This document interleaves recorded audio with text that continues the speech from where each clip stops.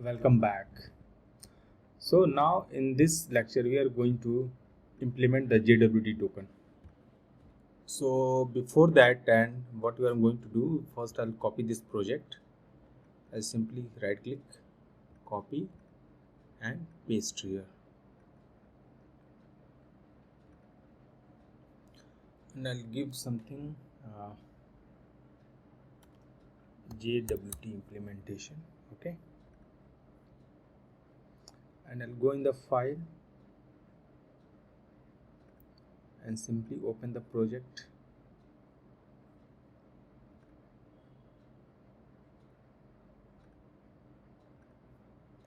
And import the changes. Yeah, this window only.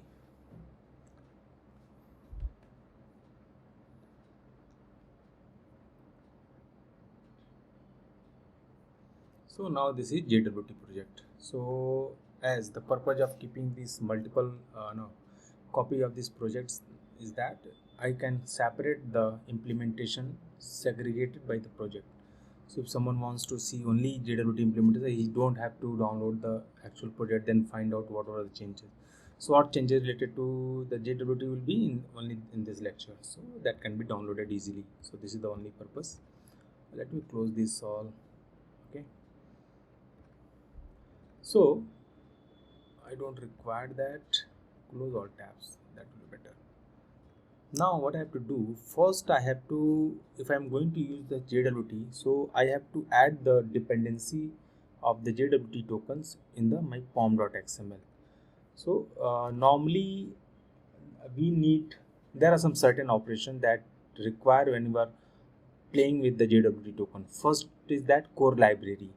Core library of JWT token is that it will provide you our encoder, decoders, reading the realms or reading the properties, generating the tokens. Okay, so all these methods are available in the core one. Second one is that we have to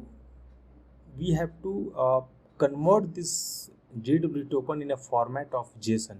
So Json library of the JWT we are needing that. So these two and one more library, that will be the complete implementation of the JWT core library. So we can say that all the logic of decoding and encoding is written in that library. So there will be 3 dependency. So I'm going to add here. So I'll go in the browser and search it. I'll simply open on browser and search the dependency. You have to search Maven dependency for JWT. So you will find this dependency. I'll simply copy this and paste in my code form. So now it will be downloading this library. So I just Maven refresh. Let's wait to be downloaded. So now dependency is downloaded. Now let me close this. So what we are going to make now, so what is the purpose of keeping this JWT? So when user is logging in the JWT, first we will check if successful login is there, then I will generate one token and return to the user. So when our next request is coming, so in the request header I must have that JWT token. When I get this token, then I try to validate this token whether the user who is requesting is having the sufficient authority to hit that API or not, right? So JWT, that JWT may have some expiry time. It may have valid user. So again, this is having the only user information. So based on the user information, I have to check whether this exists or not. Plus that token should be not expired. Okay, should be non-expired token. So this is what we are going to choose. So Spring Boot says, or Spring Security says, if you are having some certain task which you want to be executed before the request reaches to the actual controllers, so it must be somewhere written in the filter, in the series of filters, right? You remember there are security filters.